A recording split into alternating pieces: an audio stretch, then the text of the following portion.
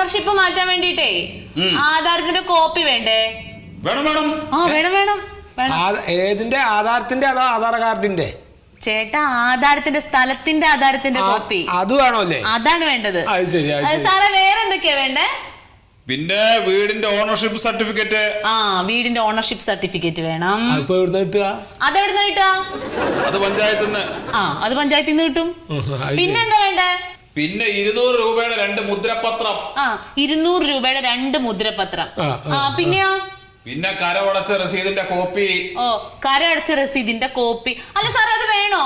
വേണം വേണം വേണം വേണം.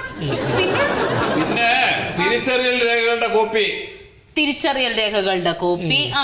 അതെ ഇല്ലേ, നിങ്ങളിപ്പോ ഇങ്ങനെ വിളിച്ചു ചോദിക്കേണ്ട കാര്യമില്ല. ഇങ്ങനെ പറയാനാച്ചാ ഞാൻ അവിടെ മൂപ്പരടുത്ത് പോയി ചോദിച്ചാ പോരെ? അല്ലേ നിങ്ങളിങ്ങനെ ഹോട്ടലിൽ ചായ വിളിച്ചു പറയണ മാതിരി ഞാൻ ഇങ്ങനെ കേട്ട് നിൽക്കാനും അങ്ങനെ കേട്ട്